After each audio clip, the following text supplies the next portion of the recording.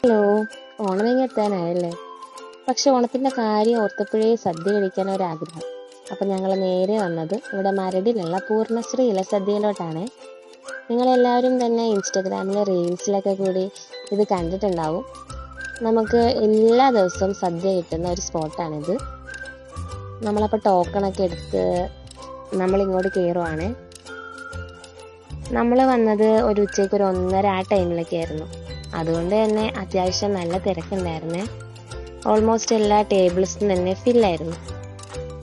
സദ്യ എന്ന് പറഞ്ഞാൽ നമുക്ക് ടിപ്പിക്കലായിട്ട് എല്ലാ കറികളും, 2 പപ്പടം, 2 പായസം എല്ലാം ഉള്ള ഒരു ഫുൾ സദ്യയാണ്. അപ്പം നമ്മൾ സീറ്റിൽ വന്നപ്പോഴേ ഓൾറെഡി ഇവിടെ നമ്മുടെ രസവും തൈരും ഒക്കെ അവിടെ ഉണ്ടായിരുന്നു. ഇവിടെ സദ്യ വിളമ്പുന്നതാണെങ്കിൽ കുറച്ച് ചേച്ചിമാരും അമ്മമാരൊക്കെയാണ്. നല്ല സർവീസ് ആയിരുന്നു. നമ്മൾ വന്ന് സീറ്റിൽ ഇരുന്ന പാടെ തന്നെ നമുക്ക് ഇലയിട്ട് ഓരോരോ കറികളായിട്ട് ചേച്ചിമാർ കൊണ്ടുവന്ന് വിളമ്പുന്നുണ്ടായിരുന്നു. കുറച്ച് നാളത്തെ ഞങ്ങളുടെ ആഗ്രഹമായിരുന്നു ഇവിടെ വന്നൊന്ന് സദ്യ കഴിക്കണമെന്നുള്ളത്. അതെന്തായാലും സാധിച്ചു. ഞങ്ങൾക്ക് രണ്ടുപേർക്കും നന്നായിട്ട് സദ്യയൊക്കെ ഇഷ്ടപ്പെട്ടു കേട്ടോ.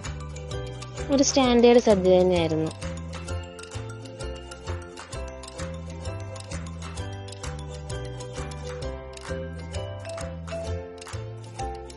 മനു ആ ചേച്ചിയുടെ ഏതോ കറിയുടെ പേരൊക്കെ ചോദിച്ചതാ. പക്ഷെ ചേച്ചിക്ക് വലിയ പിടി ഉണ്ടായിരുന്നില്ല.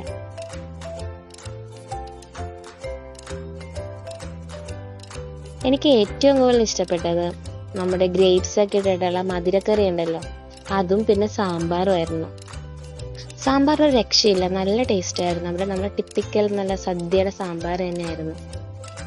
നല്ല കുത്തരിച്ചോറും അടിപൊളിയായിരുന്നു.